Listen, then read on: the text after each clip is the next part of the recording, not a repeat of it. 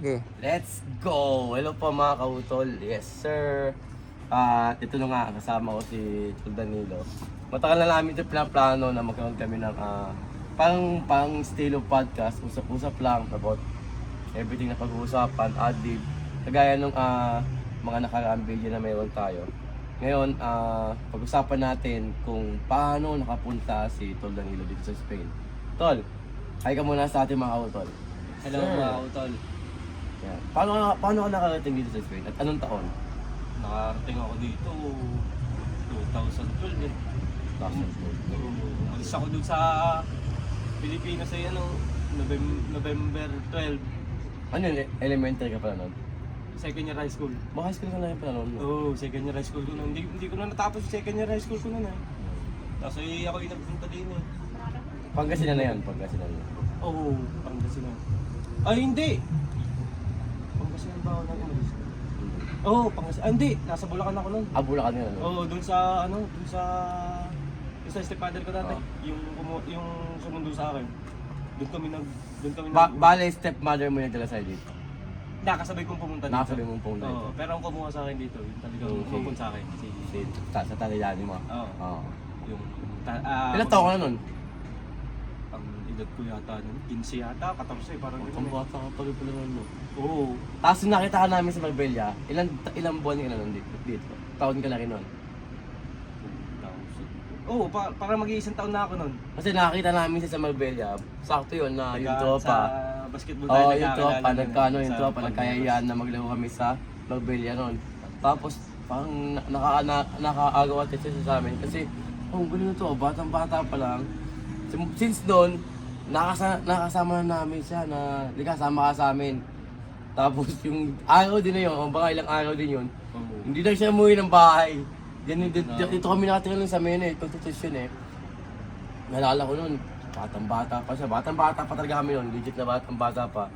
Wala kami nun, parang wala pa din kami masyadong trabaho nun, extra lang. Oo. Tapos ito lang yung Hirap nakilala naman ang namin trabaho siya. dati nun na yan. Oo, so panghirap dito ng mga panahon na yun, wala kang trabaho. Kaya, pero yung lakbay nun, napakasarap. Tapos, ano yung naging, saan ang unang mong trabaho dito? Ano yung unang mong trabaho dito? Unang trabaho ko dito sa Kans yata ako. Sa Kans na yun? Sa Kans ako, pinasok ako Sina- isang tropa sa Marbella. Sinama mo pa nga ako dun eh, nakapag part-time pa nga ako Tapos dun. pa-extra lang din ako nun. Tapos Oo. ang tawag doon, dumating yata na noon, napapasama na ako sa inyo. Oo. Sabay, napa-extra ako kay Tito Tulo nun. Oo, sa ano. Doon ako, Parang ato nga mga kautol, parang lahat kami, lahat ng mga tropa, especially mga walang papers noon, ang nagiging extra work nila kay Papa Tools. Grabe kasi ano yun eh, kumbaga maganda nga yung trabaho niya kasi pwede magpasok kahit sino doon eh. Kay Dolph, nalala pa namin parang sino nung nakaka-relate sa amin, lahat tayo. Nakakapag-extra pa tayo lahat doon. Tapos, diba parang umalis ka na rin sa parents mo doon eh. Oo, umalis ako Hindi ka nun na- kasi parang... Naging independent ka na rin eh. kakaiba din kasi yung napag-ano ko nun eh. Naranasan mo lang. feeling ko kasi, siyempre parang bata. Oo. Bakit parang ganun naman yung ano nila sa akin na Oo. dinala ba ako dito para ipamukha sa akin yung buhay na ganito. Parang ganun. Gets yun. Kaya yun, parang ako hindi ko alam kung may hinanakit ako. Siguro, naging hinanakit ko, pero Oo. bata pa kasi nun ay wala pa. Bagay, everything changed na naman eh. Ngayon, lalo ngayon, especially ngayon. Kasi parang ang ano ko sa akin nun, parang kaya nyo nga ako dinala dito para makakasama ko. Pero nag-aaral ka pa rito? Nag-aaral ako noon. Nalaman na, no? Oo. November ako dumating dito. November 12. Tapos December, saka ako pumasok sa school. Oo. Wala akong maintindihan nun. Wala akong maintindihan nun. Nasa ano nga lang ako nun, nasa pinakadulo ako nun, matutulog pa ako. So, okay. Ginising Sa amin din kapatid eh, parang si Ian sa ako, hindi na kami nag-aaral sa school. Si Tol Makmak lang ang nag-aaral sa school. No? Sila lang nag-aaral sa school. Alala pa namin sa baba ng bahay nila ate isa mo. Yung sila nag-aaral, ang lupit. Tangahin na nagigising. Nung-grad si Papa eh. Shoutout sa'yo, Tol. walastik namang aga naman ng pasok Oo, dito eh. baga. Alas 8, alas 7:15, ganun. Pero Ganun yung ang ano ko lang, ang concern ko lang. Simula noong dumating ka dito, and then nagkaroon ka ng first job, kahit pinag-uusapan natin, sa kalala mo kami.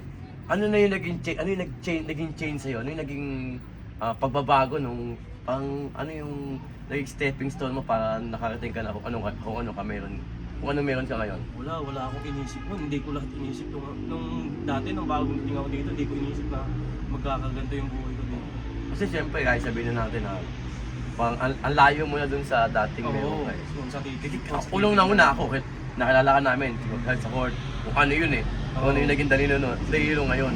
Kaya, ang dami na naging change na Hindi ko naman pinaano to eh, basta na lang dumating yung ganito na siguro dahil bata pa kaya ganun yung isip na wala naman ako pangarap sa buhay nun eh. Hindi ko nga pinangarap. Pero ngayon, Mapunta dito. pagtatanungin kita, ano ngayon pangarap mo? Anong pangarap mo? After 5 years, 10 years, sa tingin mo nasaan ka na ngayon? Nasaan ka na nung pangapanahon mo? 10 years, 5 years. Nasaan na ako na Nando ka na, gano'ng kalayo na yung makakating mo? sa Oh. 5 years from now. 5 years from now. O 10 years from now. Mhm. Ano sa tingin mo? Kasi ang itinani ko sa sarili ko na 10 taon pa ako magtatrabaho. Kailangan yung mga Tama na. sineset ko na gusto kong magkamero. Kasi parang sa edad ko to, parang ngayon ko lang naisip na kailangan, alam mo yun, parang namulat ka sa totoong laro ng buhay. Na ganito pala, kailangan ko palang ganito. And na. ibig sabihin, pag 10 years from now, ang plano mo na is stable na parang Oo, gusto ko ng ganun You're na ready to stable. meron na ako ng negosyo, parang Oo. ganun. Na ayoko na magtrabaho para magtrabaho sa pera. Oo. Gusto ko naman yung pera, magtrabaho para sa Yes, akin. sir. Kasi Parang siyempre, ganun. lahat tayo, di ba mga kautol? Pang, ako, lalagyan na natin ng time span lang kung hanggang saan lang tayo magtatrabaho.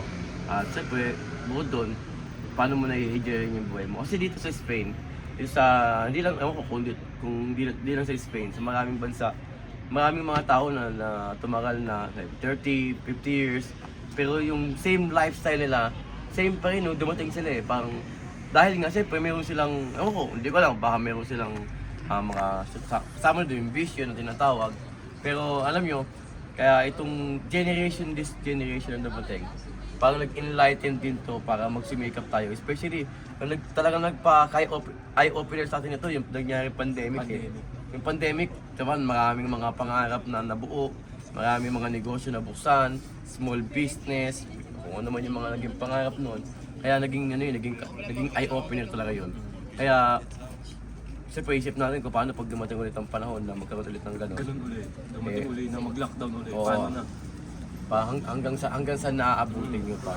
Kasi hindi naman dati insahan yung COVID na yun eh. Bigla na lang dumating yun eh. Nang biglaan talaga eh. Kaya, yes sir, mga kautol, yun lang aming pinag-usapan.